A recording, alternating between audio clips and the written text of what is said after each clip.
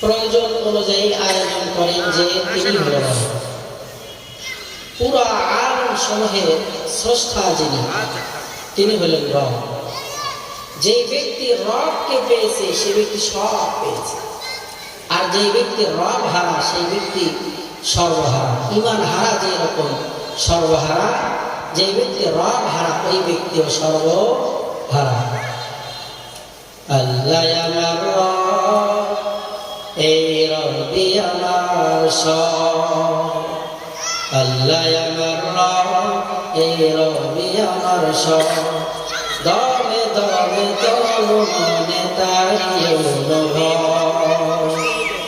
তোমার দুনিয়াতে আমি যেদিকে তাকাই, অথই নিয়ামতে ডুবে আছি সবাই। পাখ পাখালির গানে শুনি তাসবিহ করো রব, তাসবিহ করো রব। আল্লাহ আমার রব, এই রবি আমার সব।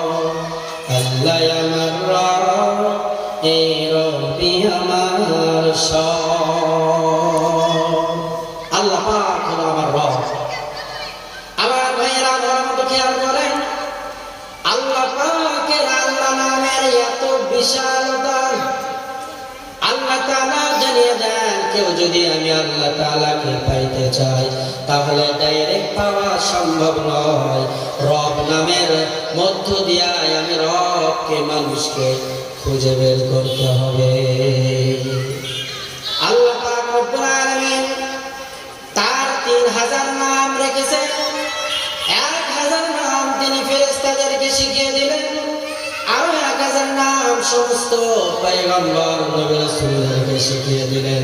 300 নাম আল্লাহ পাক তাওরাতের মধ্যে দিলেন, আরো 300 নাম জাবুরের মধ্যে দিলেন, আরো 300 নাম আল্লাহ তাআলা ইনজিল কিতাবের মধ্যে দিলেন।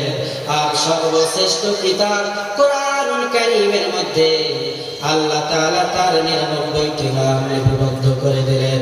3000 নামের মধ্যে বাকি রইল আরো একটি নাম, যেই নামটা হলো আল্লাহ।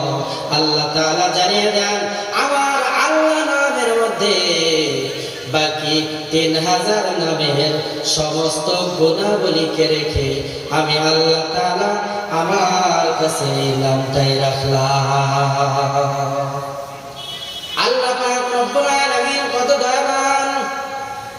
আল্লাহ পাক রব্বুল আলামিনকে কোনো ব্যক্তি পাইতে চাইলে রবের স্বীকৃতির মাধ্যম দিয়ে আল্লাহ পাককে খুঁজে বের করতে হবে। রব শব্দের বিশালতা, রব শব্দ এটার বিশালতায় মহাকাশের চাইতে অধিক। কারণ রব এমন একটি শব্দ যে শব্দের মধ্যে আল্লাহ পাক ইহকাল পরকালে সব চাহাতকে, সব চাওয়া পাওয়াকে নিহত করে রেখেছেন। আল্লাহ পাক রব্বুল আলামিন সর্বপ্রথম পরিপূর্ণ সূরা হিসাবে সূরাতুল ফাতিহাকে নাযিল করলেন। আল্লাহ পাক রব্বুল আলামিন সূরা ফাতিহাকে নাযিল করলেন কোন সময়? সূরা এবং আয়াত সমূহে নাযিলের প্রেক্ষাপটকে বলা হয় শানে নুজুল, আর হাদিসের প্রেক্ষাপটকে বলা হয় শানে নুজুল। আল্লাহ তাআলা কখন সূরা ফাতিহা নাযিল করলেন? আল্লাহর হাবিব জনাবে মুহাম্মদুর রাসূলুল্লাহ সাল্লাল্লাহু তাআলা আলাইহি ওয়াসাল্লাম মরুভূমির মধ্য দিয়ে চলতেছেন, কোনো আওয়াজ নাই। হঠাৎ করে কে যেন ডাক দিয়ে বলে, ইয়া মুহাম্মদ। আল্লাহর হাবিব ভয় পেয়ে গেলেন, উপরের দিকে তাকাইলেন, ডানে বামে তাকাইলেন, সামনে পিছনে তাকাইলেন। উপরের দিকে তাকানোর পরে দেখে আসমান আর জমিনের মাঝে একটি চেয়ার, ওই চেয়ারের মধ্যে কে যেন বসিয়া আমার পয়গম্বর মুহাম্মদুর রাসূলুল্লাহকে ইয়া মুহাম্মদ বলে ডাক দেয়। আমরা যখন রাতের বেলায় একা একই চলতে যাই, আমার সম্মুখ পানে বা ডানে পিছে যদি কোনো পাতা পড়ে বা সাউন্ড হয় তাহলেই তো ভয়ে আমার অবস্থা বড় খারাপ হয়ে যায়। মুহাম্মাদুর রাসূলুল্লাহকে মুহাম্মদ বলে ডাকে আল্লাহর হাবিব ভীত হয়ে বাড়িতে দৌড় মারলেন। ঘরে এসে বললেন, ও প্রাণের বিবি আমার, কে যেন আমাকে মুহাম্মদ বলে ডাকে। আম্মা জান খাদিজা রাদিয়াল্লাহু তাআলা আনহা ডাকতে বলে, প্রাণের স্বামী আমার, আপনার চেহারাটা ঘেমে গিয়েছে কেন? চেহারাটা লাল লাল বর্ণ হয়েছে কেন? আল্লাহর হাবিব ডাকতে বললেন, খাদিজা, কে যেন আমার মুহাম্মদ বলে ডাক দেয়। খাদিজা রাদিয়াল্লাহু তাআলা আনহা আবু বকর সিদ্দিক রাদিয়াল্লাহু তাআলা আনহাকে সঙ্গে নিয়ে ওরাকা ইবনে নওফলের নিকটে গেলে ওরাকা ইবনে নওফল বলল, এবার যে তোমাকে ডাক দিবে লাব্বাইক বলবে। আল্লাহর হাবিবকে আবার ডাক দেওয়ার সঙ্গে সঙ্গে আল্লাহর হাবিব লাব্বাইক বললেন। সঙ্গে সঙ্গে জিবরিল আমিন বললেন, আলহামদুলিল্লাহি রাব্বিল আলামিন।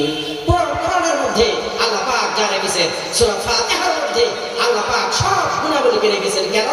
ফাতিহার মধ্যে এমন 4টি ইলম আছে যে ইলম ভিন্ন কিতাবের মধ্যে ছিল না। শরীয়ত, তরিকত, মারিফত, হাকিকত আল্লাহ পাক এই ইলমটা সূরা ফাতিহার মধ্যে দিয়া সূরা ফাতিহার শান, মান, মর্যাদা আল্লাহ পাক রব্বুল আলামিন বর্ণনা করে দিয়েছেন।